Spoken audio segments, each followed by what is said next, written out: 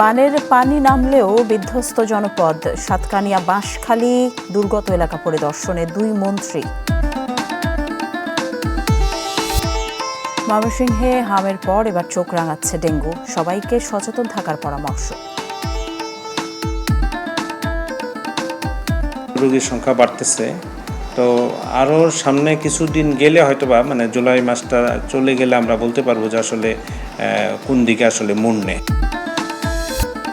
Sylhet, Dhaka, Chittagong dual gauge rail line নির্মাণের উদ্যোগ, চলছে সমীক্ষার কাজ।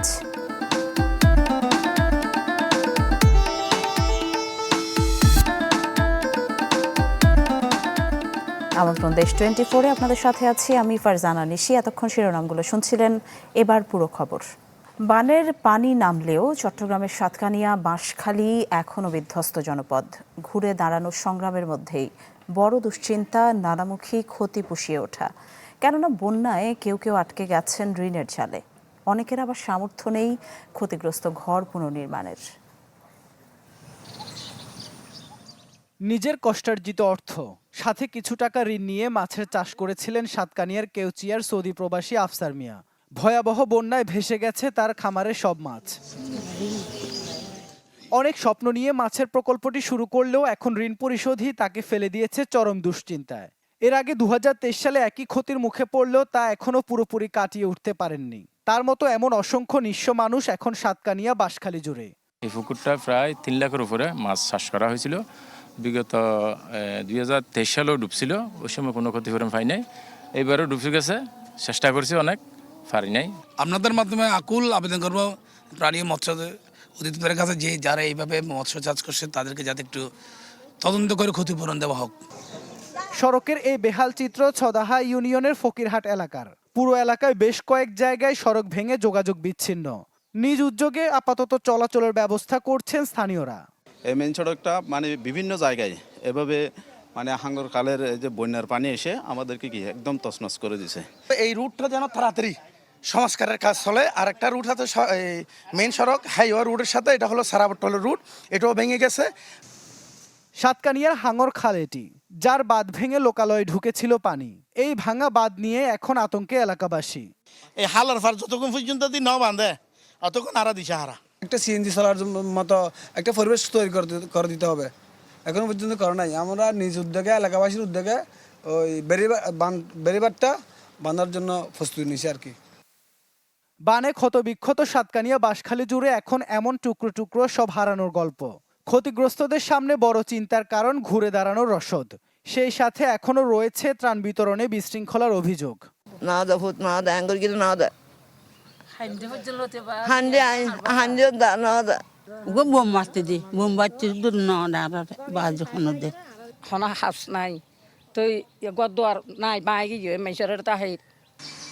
প্রশাসন যদিও বলছে পুনর্বাসনের কথা, তবে তা কবে হবে তা জানে না বন্যায় ক্ষতিগ্রস্তরা। ইবেন মির, চ্যানেল 24, চট্টগ্রাম। টানা বৃষ্টি, পাহাড়ি ঢল আর বন্যায় বান্দরবানে সবচেয়ে বেশি ক্ষতিগ্রস্ত কৃষিখাত। পানিতে তলিয়েছে 7 উপজেলার হাজার হাজার হেক্টর জমি ও বাগান। বছরের একমাত্র ফসল হারিয়ে এখন দিশেহারা অনেক কৃষক। ইয়াসিনুল হাকিমের পাঠানো তথ্যচিত্রে ডেস্ক রিপোর্ট দেখুন। বন্যার পানি নেমে যাওয়ায় বান্দরবানে স্পষ্ট হয়ে উঠছে বিভিন্ন খাতে ক্ষয়ক্ষতির চিত্র, যাতে বেশি ক্ষতি কৃষি খাতে। জেলা সদর লামা, আলীকদম, নাইক্ষ্যংছড়ি, রুমা, থানচি ও রোয়াংছড়ি উপজেলার বিস্তীর্ণ কৃষিজমি, সবজি ক্ষেত ও ফলের বাগান পানিতে তলিয়ে নষ্ট হয়েছে। সবচেয়ে বেশি ক্ষতির মুখে পড়েছেন 2 পৌরসভা ও 28 ইউনিয়নের কৃষকরা। শুধু কৃষি জমিই নয়, পানির তীব্র স্রোতে সাঙ্গু ও মাতামুহুরী নদীর 2 তীর জুড়ে গড়ে ওঠা মৌসুমি চাষাবাদও ভেসে গেছে। ব্যাপকভাবে ক্ষতিগ্রস্ত হয়েছে সবজি, ভুট্টা, মরিচ, আদা, হলুদ, শশা সহ বিভিন্ন ফসলের ক্ষেত। নষ্ট হয়েছে আমনের বীজতলা ও ফলের বাগান। মারমাপাড়া, তার মধ্যে এদিকে আসা মুখে হয়, সব জায়গায় ক্ষতি হয়ে গেছে। আমার এখন খাওয়ার মতো আর কিছু নাই, বাড়িতে না আছে চাল, না আছে টাকা। যা শাকসবজি আমরা চাষ করছিলাম সবগুলি নদীর পানিতে ভেসে চলে গেছে। এখন আমরা একেবারে দুর্ভোগের মধ্যে দিন পার করতেছি। আমার এই কেটি ব্যাগ নষ্ট হয়ে গেছে, পুকুরে মাছ দিয়েছে এগুলো সব চলে গেছে। অনেক জায়গা থেকে ঋণ নিয়েছে, সরকার থেকে ঋণ নিয়েছে টাকা দিয়ে, এই ঋণ টাকা দিয়ে আমরা চাষাবাদ করতেছি। সরকার যদি চায় আবার নতুনভাবে গুজম নইলে আর গুরুত্ব করানোর তৌফিক নেই। কৃষি বিভাগ বলছে ক্ষয়ক্ষতির পূর্ণাঙ্গ তালিকা প্রণয়নের কাজ চলছে। একই সঙ্গে ক্ষতিগ্রস্ত কৃষকদের পুনর্বাসন ও উৎপাদন স্বাভাবিক করতে দেয়া হচ্ছে সহায়তা। ক্ষতিগ্রস্ত কৃষকদেরকে পুনর্বাসনের জন্য বা ক্ষতি পুষিয়ে নেওয়ার জন্য আমাদের ইমিডিয়েট কর্মসূচি এটা চলমান আছে। বিশেষ করে আমনের বীজতলা আমরা করছি সরকারিভাবে। সেটা আরেকটা হলো যে যাদের কাছে বীজ আছে তাদেরকে আমরা ইমিডিয়েট বীজতলা করার জন্য পরামর্শ দিচ্ছি। কৃষি সম্প্রসারণ অধিদপ্তরের প্রাথমিক হিসাব অনুযায়ী ৮,৫০০-এর বেশি কৃষকের ৭১৩.৪১ হেক্টর জমির ফসল নষ্ট হয়েছে, যার আর্থিক ক্ষতির পরিমাণ প্রায় ২০ কোটি টাকা। Desk report, channel 24। রাঙামাটির কাপ্তাই হ্রদের পানি বৃদ্ধি পাওয়ায় নতুন করে দেখা দিয়েছে নিম্নাঞ্চল প্লাবিত হওয়ার শঙ্কা। এ নিয়ে বিস্তারিত জানিয়েছেন সহকর্মী জিয়াউল হক। উজান থেকে নেমে আসার পানির এই ফলে রাঙামাটির যে কাপ্তাই হ্রদ সেটি আসলে একদম ভরে টইটম্বুর হয়েছে। এর মধ্যে রাঙামাটির যেসব বন্যা কবলিত অঞ্চল ছিল সেগুলোতে পানি সরে গিয়েছে। মানুষজন এখন নতুন করে তার যে ভাঙা ঘর এবং রাস্তা সড়ক এগুলো আসলে মেরামতের কাজ করছে।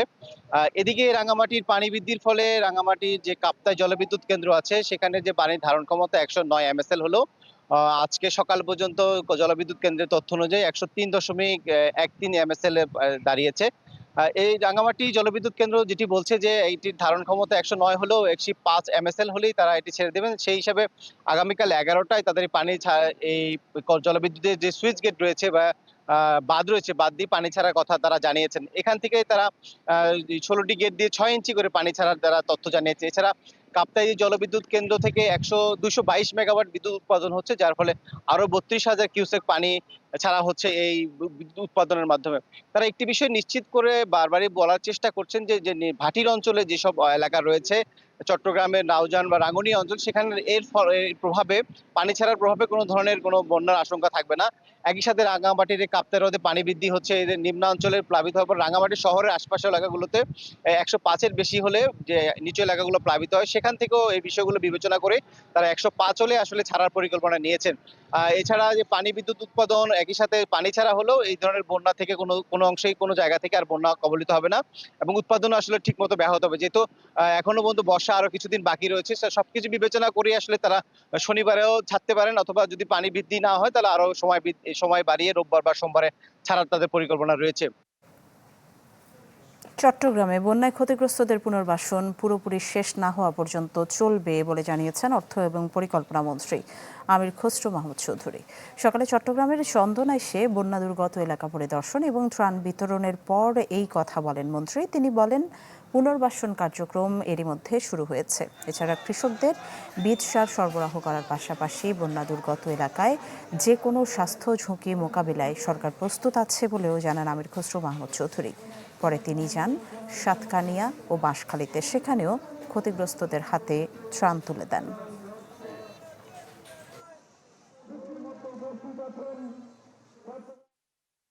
প্রায় ৭ লক্ষ পরিবার জলবন্দী হয়েছে।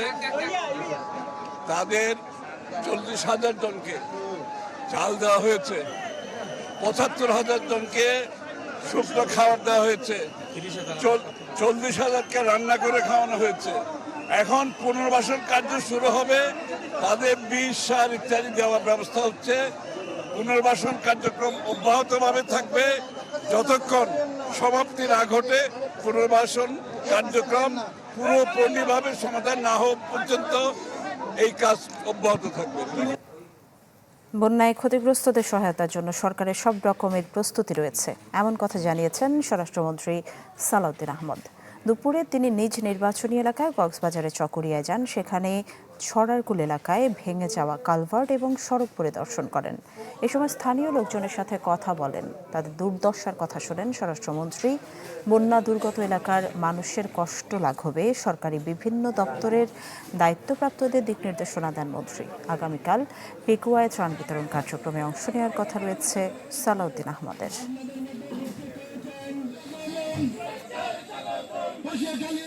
সম্ভব সরকারিভাবেও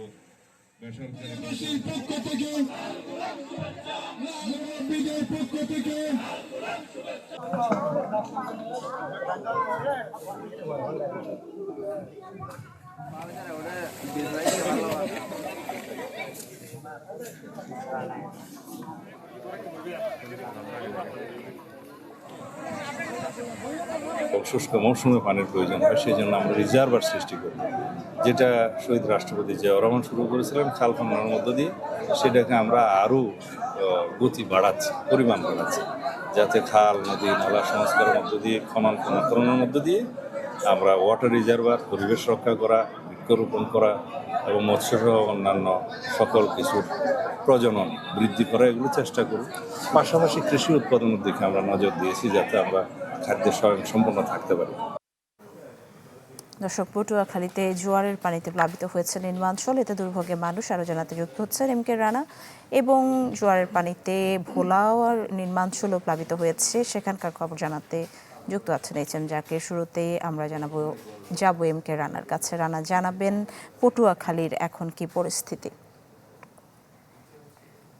হ্যাঁ নিশি, আপনাকে জানিয়ে রাখি যে আসলে নিম্নচাপ, বৈরী আবহাওয়া, নিম্নচাপ, তাছাড়া কিন্তু অমাবস্যার যে জোর প্রভাবে কিন্তু নদ নদীর পানি কিন্তু বৃদ্ধি পেয়েছে। ফলে পটুয়াখালীর লোহালিয়া নদীর পানিও কিন্তু বৃদ্ধি পেয়ে পটুয়াখালীর লোহালিয়া, বাউফলের যে এলাকা রয়েছে, বাউফলের কালীশুরি রয়েছে, বাউফলের যে এলাকাগুলো রয়েছে, সেগুলো কিন্তু আসলে যে আমাবস্যার যে জোর প্রভাবে অতিরিক্ত পানি বৃদ্ধির ফলে যে আপনি আমার পিছনে কিন্তু দেখতে পাচ্ছেন যে আসলে বাড়িঘর এখনো কিন্তু আসলে কিছু কিছু জায়গা কিন্তু পানির নিচে এখনো রয়েছে।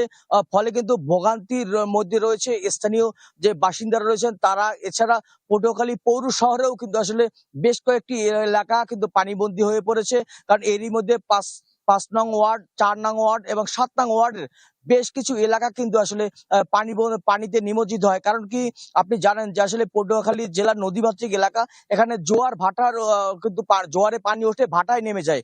ফলে কিন্তু এই এলাকার যে বাসিন্দা রয়েছেন তারা কিন্তু জোয়ারের পানিতে ভিজছেন এবং ভাটায় শুকাচ্ছেন। ফলে কিন্তু রান্না বান্না এবং রাতের যে খাবার তৈরির যে বিষয়টা থাকে, সেটি কিন্তু সব থেকে তারা ভোগান্তিতে রয়েছেন। যারা কথা বলেছিলাম পানি উন্নয়ন বোর্ডের সঙ্গে, তারা যেমনটি জানিয়েছেন আসলে তাদের যে বাঁধের স্বল্পতার কারণে সব জায়গায় কিন্তু ভেরিবাঁধ যে ভাঙন রয়েছে সেগুলো কিন্তু স্থায়ীভাবে মেরামত করতে না পারা এই ভোগান্তির মধ্যে রয়েছে তারা।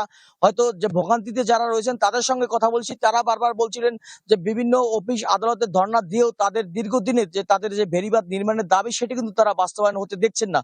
ফলে কিন্তু সরকারের কাছে জোর দাবি জানিয়েছেন তারা যে খুব দ্রুত জানে যাতে সরকার তাদের এই ভোগান্তি লাঘব করে। নিশি, এই ছিল পটুয়াখালী থেকে সর্বশেষ। রানা, ধন্যবাদ আপনাকে। আমরা জাকিরের কাছে যাব। জাকির, জানাবেন ভোলায় নির্মাঞ্চল প্লাবিত হওয়াতে সাধারণ মানুষের দুর্ভোগ আসলে কোন পর্যায়ে এখন? হ্যাঁ নিশ্চয়ই একই অবস্থা কিন্তু ভোলার চিত্র। ভোলায় বিশেষ করে বিচ্ছিন্ন দ্বীপ যে মনপুরা উপজেলা, সেখানে কিন্তু খুবই ভয়াবহ পরিস্থিতি আমরা লক্ষ্য করেছি। সেখানে বেশ কিছু গুচ্ছ গ্রাম এক কথায় তলিয়ে গেছে, সেগুলো একদম যে ঘরের টিনের চাল, সেই টিনের চাল পর্যন্ত কিন্তু পানি দেখা গিয়েছে। জোয়ারের সাথে সাথে কিন্তু পানি বাড়তে শুরু করেছে। সেখানকার মানুষ খুব দুর্বিষহ অবস্থায় জীবনযাপন করছে। কিন্তু আমি এই মুহূর্তে যে জায়গাটিতে রয়েছি সেটা হচ্ছে ভোলা সদর উপজেলার ইলিশা ফেরিঘাট, যেটি হচ্ছে ভোলা লক্ষ্মীপুর রুটের যে ইলিশা ফেরিঘাটটি, ঠিক সেই ফেরিঘাটটি রয়েছে। সেখানে অস্বাভাবিক জোয়ারের পানি বেড়ে যাওয়ার কারণে কিন্তু এখানে ফেরিঘাটের ঘ্যাংওয়ে সহ পল্টনের আশপাশের এলাকা তৈরি গেছে। আমি এখানে এসে দেখতে পাচ্ছি যে দুই পারে যেটুকু জানতে পেরেছি যে শত শত যানবাহন অপেক্ষমান রয়েছে। তারা পানি কমার সাথে হয়তো সেই সকল যানবাহনগুলো ফেরিতে উঠতে পারবে। তাছাড়া এখানে যে ফেরির যে পল্টনটি রয়েছে, সেই পল্টনের সাথে আমরা দেখতে পাচ্ছি দুটি ফেরি অপেক্ষমান রয়েছে। কিন্তু সেই দুটি ফেরি আমরা এখানে এসে যেটি জেনেছি, ফেরি কর্তৃপক্ষ বলছে যে সেগুলো প্রায় 3 ঘন্টা অতিবাহিত হয়েছে, এখনো কিন্তু ফেরিতে কোনো যানবাহন লোড নিতে পারেনি। শুধুমাত্র যানবাহনগুলো আটকে আছে। পানি যখন ভাটা হবে তখন হয়তো আবার পানি কমতে শুরু করবে, তখন এই ফেরিতে লোড নেওয়া শুরু করবে। আমরা এখানে দেখছি যে অপেক্ষমান বহু যানবাহন রয়েছে। আমরা একটু কথা বলবো একজন যানবাহন মাইক্রো বাসের চালকের সাথে। আপনি কতক্ষণ হয়েছে এখানে আসছেন, আটকে আছেন কেন? আসসালামু আলাইকুম, আমি মোহাম্মদ ফরহাদ। আমি আছি এখন ইলিশা ঘাটে। আমি এখানে 3 ঘন্টা যাবত দাঁড়িয়ে রয়েছি নদীতে, অনেক জোয়ারের কারণে ফেরিতে উঠতে পারতেছি না। এজন্য আমাদের অনেক দুর্ভোগ, কারণ আমরা যাত্রী নিয়ে জায়গায় বসে থাকি, অনেক কষ্ট হয়। এজন্য আমাদের এই নদীর পল্টনটা আরো উন্নত করার জন্য আমাদের সরকারের কাছে আবেদন জানাচ্ছি। আমরা এখানে দেখতে পাচ্ছি যে ফেরির যে সংযোগ সড়কটি রয়েছে সেটা অনেকটা নিচু হওয়ার কারণে মূলত এখানে স্বাভাবিক জোয়ারের পানি তো তলিয়ে যাচ্ছে। যদিও বিআরডব্লিউটি কর্তৃপক্ষের সাথে কথা বলেছে, তারা বলছে যে বর্ষা আসার সাথে হয়তো এটি একটু বেশি নিচে নেমে গেছে। তারা এখানে কিছুদিন পরেই এখানে বালু ফেলে, মাটি সুরকি ফেলে আরো একটু উঁচু করবে সেটি বলছে। এর পাশাপাশি আমরা যে সকল উপজেলাগুলোতে দেখেছি যে বিশেষ করে দক্ষিণে ঢালচর, কুকরি মুকরি, মনপুরার ওসব অঞ্চলে নিম্ন অঞ্চলগুলোকে যথেষ্ট প্লাবিত হয়েছে। সেখানে হাজার হাজার মানুষ পানি বন্দী অবস্থায় রয়েছে। আমরা সেখানে দেখতে পেয়েছি যে কিছু কিছু জায়গায় হয়তো সরকারিভাবে যেখানে সাহায্য সহযোগিতা দেওয়ার কথা ছিল কিন্তু সেটিও এখনো করছে না। যদিও এখানে উপজেলা নির্বাহী কর্মকর্তা বলছে যে তারা হয়তো যে সকল যারা ক্ষতিগ্রস্ত মধ্যে রয়েছে তাদের তালিকা নিরূপণ করছে, হয়তো যে কোনো মুহূর্তে হয়তো তাদের কাছে সাহায্য সহযোগিতা নিয়ে উপজেলা প্রশাসন তাদের কাছে যাবে, এমনটি কিন্তু বলছে। এর বাইরেও কিন্তু আমরা দেখেছি আরো বহু জায়গায় নিম্নাঞ্চল প্লাবিত হয়েছে, যদিও হাঁটার সাথে সাথে সে পানি নেমে যাওয়ার সাথে তারা আবার স্বাভাবিকভাবে ফিরে আসে। জাকির, ধন্যবাদ আপনাকে। দর্শক দেখছিলেন ভোলা এবং পটুয়াখালীতে নির্মাঞ্চল প্লাবিত হওয়ার খবর জানাচ্ছিলেন আমাদের সহকর্মীরা। দর্শক, দিনাজপুরের ঘোড়াঘাটে চলছে এনসিপির জুলাই পদযাত্রা। আরো জানাতে সরাসরি যুক্ত হচ্ছেন বিপুল সরকার সানি। সানি, আমরা যেমনটি জানি যে কেন্দ্রীয় নেতৃবৃন্দ সেখানে উপস্থিত আছেন, এখন সেখানে কি চলছে জানাবেন। জুলাই পদযাত্রার দেশের বিভিন্ন স্থানে হচ্ছে, সেই অনুযায়ী আজকে দিনাজপুরের ঘোড়াঘাট উপজেলায় তারা জুলাই পদযাত্রা অনুষ্ঠিত হয়েছে। এখন পর্যন্ত যে কেন্দ্রীয় নেতারা, জনাব এনসিপি যে মুখ্য সংগঠক সারজিদ আলম, সদস্য সচিব আক্তার হোসেন, নাসিরুদ্দিন পাটোয়ারি, তারা এখানে বক্তব্য রেখেছেন, ডাক্তার আব্দুল আহাদ তারা এখানে বক্তব্য রেখেছেন। তারা যে মূলত যে বক্তব্যটা রেখেছেন, তারা বলছেন যে গণভোট বাস্তবায়ন, বিদ্যুৎ সংকট নিরসন, একই সাথে দ্রব্যমূল্য নিয়ন্ত্রণ এবং কর্মসংস্থান বৃদ্ধি। একই সাথে তারা বলছেন যে দেশের বিভিন্ন স্থানে যেসব উন্নয়ন প্রয়োজন সেসব উন্নয়ন আসলে হচ্ছে না, এই অভিযোগটা তারা করেছেন। এবং স্থানীয় যারা সংসদ সদস্য নির্বাচিত হয়েছেন তাদের প্রতি তারা আহ্বান জানিয়েছেন যাতে করে এই গণভোট বাস্তবায়নের পাশাপাশি উন্নয়নগুলো হয়। এনসিপি যে পদযাত্রা, এনসিপি পদযাত্রা আজকে দিনাজপুরে 2টি উপজেলায় পদযাত্রা করবেন। আজকে দিনাজপুরের ঘোড়াঘাট উপজেলায় কিছুক্ষণ আগে যে পদযাত্রা অনুষ্ঠিত হয়েছে, এরপরে সন্ধ্যায় দিনাজপুরের হাকিমপুর উপজেলায় পদযাত্রা রয়েছে এবং আগামীকালকে দিনাজপুরের ফুলবাড়ি উপজেলায় জুলাই পদযাত্রা অনুষ্ঠিত হবে। একই সাথে পরে দিনাজপুরের বোচাগঞ্জ উপজেলায় এই জুলাই পদযাত্রা অনুষ্ঠিত হবে। মোট 4টি উপজেলা, দিনাজপুর জেলার যে 13টি উপজেলা আছে, 13টি উপজেলার মধ্যে 4টি উপজেলায় এই জুলাই পদযাত্রা অনুষ্ঠিত হবে। এটি আমাদেরকে এনসিপির পক্ষ থেকে জানানো হয়েছে এবং কেন্দ্রীয় নেতৃবৃন্দ তারা এখানে উপস্থিত রয়েছেন। এবং আগামীকালকে যে পদযাত্রা অনুষ্ঠিত হবে সেখানে এনসিপির যে আহ্বায়ক নাহিদ ইসলাম, একই সাথে এখানে সারজিদ আলম, ডাক্তার আব্দুল আহাদ সহ নাসিরুদ্দিন পাটোয়ারি সহ সবাই এখানে উপস্থিত থাকবেন এবং সেখানে অনেক বড় পরিসরে ফুলবাড়িতে একটা জুলাই পদযাত্রা অনুষ্ঠিত হবে, এটি আমাদেরকে জানানো হয়েছে। এবং এখানে আজকে যে জুলাই পদযাত্রা অনুষ্ঠিত হলো সেখানে কিন্তু তারা কিন্তু বলেছেন যে তারা যেই বিষয়কে উদ্দেশ্য করে এই জুলাই পদযাত্রা অনুষ্ঠিত করছেন, এই উদ্দেশ্যগুলো যেন বাস্তবায়ন করা হয়, এজন্য সরকারের প্রতি এবং সংশ্লিষ্ট যারা এমপি রয়েছেন, মন্ত্রী রয়েছেন তাদের প্রতি আহ্বান জানিয়েছেন এবং জনগণকে ঐক্যবদ্ধ থাকতে আহ্বান জানিয়েছেন যাতে করে গণভোটের যে রায় সেই রায়টা বাস্তবায়ন করা হয়। তো এই ছিল দিনাজপুরের জুলাই পদযাত্রা নিয়ে সর্বশেষ। সানি, ধন্যবাদ আপনাকে। দর্শক দেখছিলেন দিনাজপুরের ঘোড়াঘাটে চলছে এনসিপি জুলাই পদযাত্রা, সেখানকার সবশেষ খবর জানাচ্ছিলেন বিপুল সরকার সানি। আমরা পরের খবরে যাব। ময়মনসিংহে হামের পর এবার চোখ রাঙাচ্ছে ডেঙ্গু। প্রতিদিন হাসপাতালে ভর্তি হচ্ছে নতুন রোগী, তাই ময়মনসিংহ মেডিকেলে চালু করা হয়েছে বিশেষায়িত ডেঙ্গু ওয়ার্ড। চিকিৎসকরা বলছেন জুলাই আগস্ট ডেঙ্গুর মৌসুম, তাই সচেতন থাকতে হবে সবাইকে। ময়মনসিংহ মেডিকেলের বারান্দায় মশারিবন্দি সময় কাটছে ডেঙ্গু আক্রান্ত ফাহিমের। তার মতো ডেঙ্গু ওয়ার্ডে ভর্তি রোগীর অন্তত 10 জনের বাড়ি নগরীর আকোয়া মাদ্রাসা কোয়ার্টার এলাকায়। সাধারণত জ্বরই হয়েছিল, পরে টেস্ট করছি, পরে ডেঙ্গু ধরা পড়ছে। পরে জ্বর ভালো হয়ে যায় কিন্তু দুর্বল অনেক শরীরের জন্য হাসপাতালে আসতে ভর্তি হয়েছে। আমার এলাকার অবস্থা একটু খারাপই, আর আমার এলাকাতে অলরেডি 3 জন ভর্তি আছে আমার বাসা থেকে। রোগীর চাপ বাড়ায় এরই মধ্যে হাসপাতালে চালু করা হয়েছে আইসোলেশন ওয়ার্ড। যেহেতু বর্ষাকাল শুরু হয়েছে, মানে ডেঙ্গুর সিজন বলা যায় অনেকটা, তো এই জন্য রোগীর সংখ্যা বাড়তেছে। তো আরও সামনে কিছুদিন গেলে হয়তোবা মানে জুলাই মাসটা চলে গেলে আমরা বলতে পারবো যে আসলে কোন দিকে আসলে মোড় নেয়। মাদ্রাসা কোয়ার্টারের পাশাপাশি ডেঙ্গুর হটস্পট হয়ে উঠেছে লিচুবাগান, হাজীবাড়ি মোড় ও নওমহল সহ নগরীর আরও কিছু এলাকা। তবে মশা নিধনে তেমন কোনো পদক্ষেপ নেই বলে অভিযোগ স্থানীয়দের।